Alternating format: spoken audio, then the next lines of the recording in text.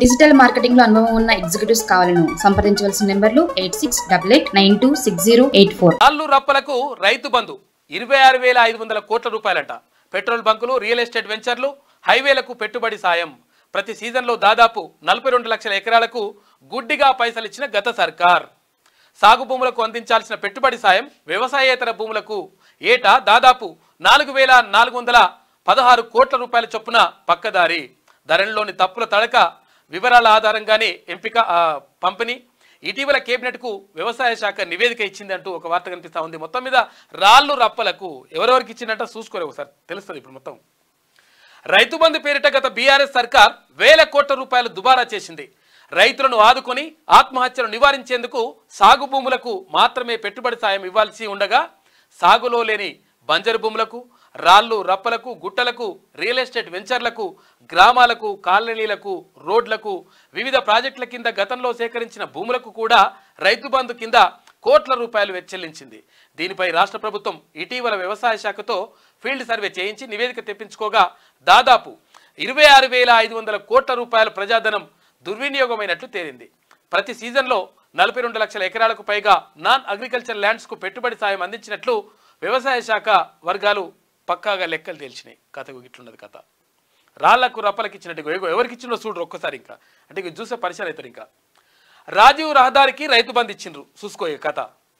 BRS హయాంలో సిద్దిపేట జిల్లా ప్రజ్ఞాపూర్లోని రాజీవ్ రహదారికి కూడా 6 ఏళ్ల పాటు రైతు బంధు ఇచ్చారు.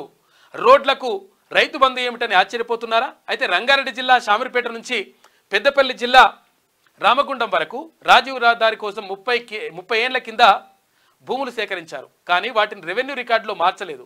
రికార్డుల ప్రక్షాళన చేయకుండా ధరణి పోర్టల్లో తేవడంతో ఆ భూములన్నీ పట్టాదారుల పేర్ల మీదనే కనిపిస్తున్నాయి. దీంతో రోడ్డు భూములకు రైతు బంధు ఇస్తూ వచ్చారు. ఒక్క ప్రజ్ఞాపూర్లోని 65, 66, 67, 78, 76, 75, 147, 143, 146, 156, 178, 185, 274 తదితర సర్వే నెంబర్లలో దాదాపు 30 ఎకరాలకు పైగా రాజీవ్ రహదారి భూములకు రైతు బంధు అందుతున్నదంట. చూసుకో.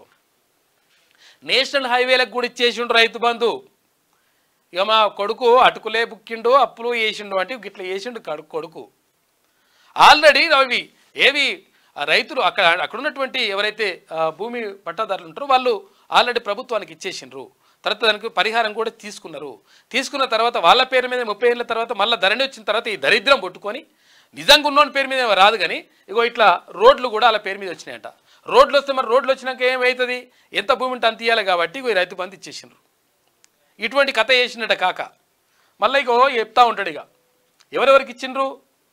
రాళ్లకు, రప్పలకు, గుట్టలకు, రియల్ ఎస్టేట్ వెంచర్లకు, గ్రామాలకు, కాలనీలకు, రోడ్లకు, వివిధ ప్రాజెక్టుల కింద గతంలో సేకరించిన భూములకు కూడా రైతు బంధు కోట్ల రూపాయలు ఇచ్చేసిండు. 26,500 కోట్ల రూపాయలు ఇట్లా తగలబెట్టిండట. కొడుకు ఎట్లా చేసిండో ఇట్లా చేస్తాడు. డిజిటల్ మార్కెటింగ్ లో అనుభవం ఉన్న ఎగ్జిక్యూటివ్స్ కావాలను సంప్రదించవలసిన నెంబర్లు 8688926084.